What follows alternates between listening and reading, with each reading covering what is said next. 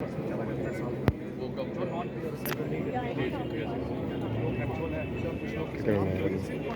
उनका वो 100% वेबर है सर। अपना मार्च 2022 प्रिंसिपल अमाउंट उन्होंने 12 इन व्हाट पीरियड ये 12 सर आपको सितंबर वो इकट्ठा भी दे सकता है, वो इकट्ठा भी दे सकता है। प्रिंसिपल में कोई डिस्काउंट सर ये और ये हमारा तो ये कल्टीवेशन तो हो गई, ठीक है, लेकिन डिस्टिलेशन यूनिट्स नहीं थे। Okay, with the help of technology park में वो डिस्टिलेशन लग गया sir. With the help of district administration और हमारे वर्दी सीईओ साहब और हमारे जो डिस्ट्रिक्ट लेवल के ऑफिसर हैं, उनकी हेल्प से हमने सर ट्रिपल आईएम की मदद से अभी डिस्ट्रिक्ट में 2-3 नए डिस्टिलेशन यूनिट्स लगा दिए। Okay, we are cultivating this on around in Reasi only. Yes sir, Reasi. No, it is also in Pouni sir. Pouni में भी लाया जाए या उसके भी हायर लेवल पे इसको ले जाया जाए, वार्ड्स की तादाद बढ़ाई जाए ताकि एक स्ट्रॉन्ग कमेटी बने और इसका एरिया भी जो है इन्फ्लुएंस बढ़े। और पानी की एक प्रॉब्लम जो लास्ट टाइम जब मैं आया था तो उसके बारे में काफ़ी डिटेल में सभी काउंसलर्स ने पानी की प्रॉब्लम के बारे में बात की, बस स्टैंड के बारे में भी यहाँ पे बात हुई। तो ये सारे मुद्दों को हमने नोट किया है और मैं आपको बताना चाहता हूँ कि जो मैंने अभी इस दौरान देखा कि आपकी टीम बहुत अच्छी है। आपकी डिप्टी कमिश्नर मैडम जो कबीला रखवाल जी हैं, एसडीएम साहब, ईओ साहब और आपके जो डिस्ट्रिक्ट ऑफिसर्स सारे काफ़ी मुस्तैद हैं और काफ़ी इम्प्रूवमेंट हुआ है। मैंने 2002 में स्टेट में अपनी नौकरी ज्वाइन की थी, तब से मैंने कटरा को बहुत एक इम्प्रूव होते हुए देखा है, चाहे वो नेशनल हाईवे की बात हो या ये जो कनेक्टिंग रोड की बात हो, Vaishno Devi shrine board university की बात हो या इवन जनरल इम्प्रूवमेंट। मगर ये कि डेफिनेटली कोविड के दौरान बहुत नुकसान हुआ है यहाँ की होटल इंडस्ट्री को। उसके लिए जो भी बेनिफिट और उसको रिवाइवल का जो प्लान है उसके लिए गवर्नमेंट पूरी तरह से प्रतिबद्ध है। तो ये सारे के सारे सर वहाँ पे अपना सांबा में वहाँ पे इंडस्ट्री देखती है, दूसरी जो जम्मू में बिल्डिंग देखती है, कटरा ये अपना रियासी में वो 3 जगह है। मतलब इतने एफिशिएंट लेबर हैं, वो ऑफिसर हैं, 3 डिस्ट्रिक्ट दिए हुए हैं।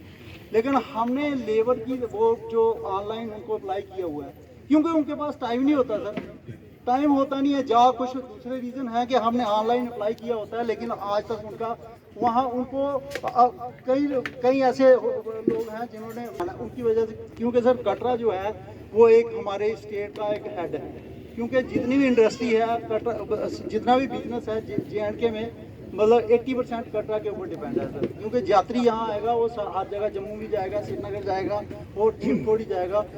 तो सर हम ये चाहते हैं जो यात्री लेबरर है सर, वो उसकी वजह से परेशानी है, गंद पड़ा हुआ है, वो क्या यहाँ से मैसेज लेके जाएगा। सर हम ये चाहते हैं कि प्रायोरिटी बेसिस पे जो ये हमारे डिपार्टमेंट के जो लेबर है, ये हमारे सफाई कर्मचारी हैं सर, उनको तो उनकी तनख्वाह भी और उनकी जो जायज़ डिमांडें हैं सर वो मानी जाएंगी। सर पहले मैं भी कैजुअल लेबर था, casual as a municipality committee. उसके बाद क्या हुआ, सैलरी नहीं मिलती थी, और जैसे अभी लड़कों को सैलरी नहीं मिलती टाइम से, सर मेरे को भी सैलरी नहीं, मैंने छोड़ दी। छोड़ने के बाद इलेक्शन लड़ ली, इलेक्शन लड़ने के बाद विनर हो गया। सर ये तो मेरे साथ हुआ कि ये एक बड़े घर की बात हुई, लेकिन बाकी वालों को जो सैलरी नहीं मिलती है तो कैजुअल लेबर को बड़ी प्रॉब्लम होती है, टाइम नहीं पास होता, घर का खर्चा नहीं चलता है। सर मैं ये बात रखना चाहता हूँ कि मेरे वार्ड में सर पानी की बहुत प्रॉब्लम है। पानी की ये प्रॉब्लम है, 25-26 घर है सर, 2 पब्लिक स्टैंड है, 2 पब्लिक स्टैंड से पिछली बार पाइप पे क्या करें, what will I do to this pipe, मैं पाइपों का क्या करूंगा सर। पाइपें वैसी कि मैं अभी क्यों आता है 20-21 3 सालों से पाइपें पड़ी है मेरे पास, 35 पाइपें पड़ी है, वो भी जंग लग रहा है सर। ऐसे करके जाता हूँ कि सोशल वेलफेयर की प्रॉब्लम ये है कि उसमें अब क्या बोलते हैं कि जो BPL होगा वही पेंशन के लगाएगा, old age pension, window pension, जो भी पेंशन होगी जो BPL पे होगा।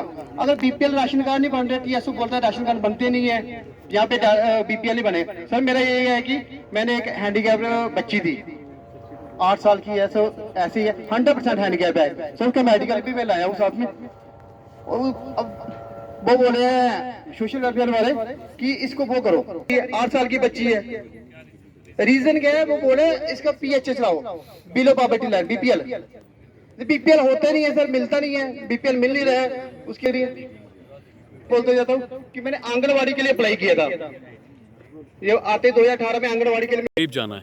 तो उस सिलसिले में पहले back to the village programme किया गया, जिसमें सभी गांव में हम सीनियर अधिकारी गए। उसी तरीके से ये जो my town my pride programme है, इसमें जितनी भी म्यूनसिपल कमेटीज़ कॉरपोरेशंस हैं वहाँ पर सीनियर ऑफिसर्स गए हैं। 2 दिन का ये प्रोग्राम है, जिसके तहत पहले तो एक 5 दिन का अवेयरनेस प्रोग्राम है, उसके बाद हम ये पूरे जो एक मास्टर प्लान बनाने वाली बात है।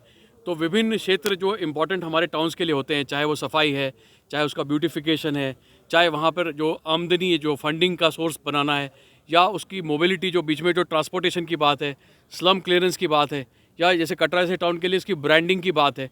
तो उस सभी मुद्दों के ऊपर जो हमारे यहाँ पे जो चेयरमैन साहब हैं उनके साथ डिस्कशन हुआ, जितने काउंसलर्स हैं, वार्ड मेंबर्स हैं, उनके साथ डिस्कशन हुआ, एसडीएम साहब और यहाँ के जो टाउन एरिया कमेटी के ईओ साहब हैं, इन सब के साथ यहाँ पे ये एक फेस्टिवल ऑफ डेमोक्रेसी की तरह इसको सेलिब्रेट किया गया। और अभी मॉर्निंग में हम लोगों ने एक वाटर पॉइंट भी इनॉग्रेट किया, जो कि एक प्राइवेट सपोर्ट से और एक अच्छी एक रिलीजियस ऑर्गेनाइजेशन ने यहाँ पे डोनेट किया। तो ये बहुत बड़ा एक अच्छा एक फेस्टिवल है, और इसका बेसिक ऑब्जेक्टिव है जनता के साथ संपर्क बनाना, जो पब्लिक की ग्रीवेंसेस को स्पॉट पे डिस्पोज करना, और डिफरेंट टाइप के जो बेनिफिट्स गवर्नमेंट देती है, चाहे वो पासबुक है रेवेन्यू की, चाहे हमारे PMAY के हाउसेस हैं, चाहे फॉर दैट मैटर जितनी भी हमारे सोशल वेलफेयर या एजुकेशन डिपार्टमेंट की स्कीमें हैं, या जो मेरा अपना महकमा है जिसमें हम लोग सोलर स्कीमों की बात कर रहे हैं, रूफटॉप सोलर की, या प्रधानमंत्री जो PM कुसुम स्कीम है जिसमें हम एग्रीकल्चर की बेनिफिट्स की स्कीमें बोल रहे हैं, सभी स्कीमों को पब्लिक तक लेके जाया जाए। और जो आपको पता है कि जैसे हमारा देश है, अभी हम 30% के करीब अर्बनाइजेशन है, अगले 10-15 सालों के अंदर लगातार अर्बनाइजेशन बढ़ेगा। तो हमारे जो शहर हैं वही हमारी जो उद्योग धंधे को बढ़ाएंगे, वहीं से एम्प्लॉयमेंट का सोर्स क्रिएट होगा। तो धीरे धीरे हमारी ज़्यादा आबादी जो है गांव से शहरों की तरफ जाएगी, तो हमारे शहर खूबसूरत हों, वेल प्लान्ड हो, और वहाँ पे क्वालिटी ऑफ लाइफ जो है जो एक आम नागरिक की बहुत अच्छी हो। यही ऑब्जेक्टिव। सर, हर डिपार्टमेंट में डिजिटलाइजेशन की गई है, मगर ग्रामीण इलाकों में इस चीज़ को लेकर बहुत सारी दिक्कतें हैं। क्या कोई ऐसा सेल बनाया जाएगा जो उनको बेनिफिशियरी मिल सके उस चीज़ से? जी हाँ, आपका बड़ा अच्छा क्वेश्चन है। जैसे आपने देखा कि आज हम लोग रेवेन्यू की पासबुक्स बांट रहे हैं। ये हम इसीलिए बांट पा रहे हैं क्योंकि रेवेन्यू रिकॉर्ड को पूरा डिजिटाइज किया गया है। तो अब एक आसामी अपने मोबाइल पे उसको पता चल जाता है कि भाई मेरा रिकॉर्ड क्या है। अगर उसकी ज़मीन कोई फ़रोख्त कर रहा है तो उसको मैसेज आ जाता है कि भाई ये ज़मीन का आज रजिस्ट्रेशन हो रहा है, वो उसमें उज़रदारी कर सकता है। तो सबसे ज़्यादा जो गवर्नमेंट पब्लिक को जिस तरह से एम्पावर कर सकती है वो है बात ट्रांसपेरेंसी। जितना भी सरकारी डेटा है, आपने देखा कि एक जन भागीदारी स्कीम हमारे चीफ सेक्रेटरी साहब AK मेहता साहब ने डेवलप की, जिसमें जितने भी डेवलपमेंट के काम है, चाहे कोई लेन बन रही है, कोई ड्रेन बन रही है, उस सारे को पब्लिक को डिस्प्ले किया गया है। आज आप जा सकते हैं उस वेबसाइट पे पता कर सकते हैं कि भाई कटरा के अंदर कौन सी डेवलपमेंट हो रही है, कितना खर्चा हो रहा है, कॉन्ट्रैक्टर को कितनी पेमेंट हुई है, तो उससे एक ट्रांसपेरेंसी आती है। इसी तरीके से एक और स्कीम हमारी सरकार लेके आई जिसको हम कहते हैं RAS सिस्टम में ये होता है कि अगर किसी भी नागरिक को किसी भी स्कीम को रेट करना है, उसको जैसे मान लीजिए मेरा महकमा है कैसा काम कर रहा है, रेवेन्यू किस तरह काम कर रहा है, स्कूल एजुकेशन, वहाँ जाके वो बाकायदा अपना फीडबैक दे सकता है कि मैं इस फैसिलिटी से सेटिस्फाइड हूँ या मुझे इसमें कमी पेशी लग रही है। तो सरकार को मुझे लगता है कम से कम 8 से 10 हज़ार लोगों ने इसमें पार्टिसिपेट किया है और बेनिफिट्स उठाए हैं। और सबसे इंपॉर्टेंट बात यह है कि ये जो एक पर्टिकुलर मुहिम है, आपने देखा कि गवर्नमेंट ने पहले back to the village first किया, फिर उसके बाद 4 उसके राउंड कर लिए। इसी तरह माई टाउन माई प्राइड का एक सेकेंड राउंड है। तो जैसे मुझे यहाँ पे कटरा की जिम्मेदारी अगले 3 सालों के लिए मिली है, तो लगातार इस प्रभारी प्रिंसिपल सेक्रेटरी और जो हमारे बाकी अधिकारियों को लगातार यहाँ आना पड़ेगा। तो अभी आज हम लोग यहाँ का टाउन प्लान को स्टडी कर रहे हैं। हम ये भी स्टडी कर रहे हैं कि कटरा की कैसे ब्रांडिंग की जा सकती है। हम ये भी स्टडी कर रहे हैं कि जो हमारी विभिन्न प्रधानमंत्री स्कीम है, जैसे PMAY है या PM किसान है या PM कुसुम है, इसमें क्या परेशानियाँ लोगों को आ रही हैं, कैसे फैसिलिटेट किया जा सकता है। अगर प्रोसीजर में कोई परेशानी है उसको आप सुधारना चाह रहे हैं, हमारी होटलिंग इंडस्ट्री कटरा की है उसको कैसे मदद हो सकती है, कैसे गवर्नमेंट की स्कीमें उन तक पहुंच सकती हैं। इसके अलावा जो यहाँ पे जो आज जैसे आपके जो और हमारे स्टेक होल्डर्स हैं, पोनी पिट्ठू वाले हैं या छोटे शॉपकीपर्स हैं या जो और दूसरे बेनिफिशरीज हैं, उनके लिए कैसे गवर्नमेंट बेटर स्कीम बना पाए। तो ये जो सारा जो चिंतन शिविर की तरह जो ये मंथन होगा, इस मंथन से हम लोग कोई 7 प्लान्स बना रहे हैं। वो 7 प्लान्स को बनाने के बाद वो सरकार से शेयर किए जाएंगे। तो वो प्लान जब हाउसिंग डिपार्टमेंट को दिए जाएंगे तो उसमें मोबिलिटी का प्लान होगा, यहाँ पे रकम कैसे फंडिंग कैसे इंप्रूव की जा सके, यहाँ की सिटी को ब्यूटीफाई कैसे किया जा सके, यहाँ पर साथ साथ ये भी इंपॉर्टेंट है कि यहाँ की मोबिलिटी कैसे की जा सके, जो यहाँ पे कुछ गरीब वर्ग है, स्लम क्लियरेंस कैसे किया जा सके। तो ये सारा जब ये प्लान बन के जाएगा तो उस प्लान को गवर्नमेंट स्टडी करके उसमें और राउंड ऑफ फंडिंग करेगी। तो ये जितना भी हम लोगों ने जो इंटरेक्शन किया है और जो पब्लिक के साथ बातचीत हुई है, ये एक परिवार की तरह हम बैठे हैं सारे, और हमने देखा कि किस तरीके से इस टाउन को, कटरा टाउन जो आज एक छोटा टाउन है, हो सकता है आज से 10, 15, 20 साल बाद ये बहुत बड़ा महानगर बने। तो उसको अच्छा एक खूबसूरत महानगर बनाना है, उसको केओस नहीं करना हमें। सर, तो जिस तरह से अभी 25th ई-गवर्नेंस की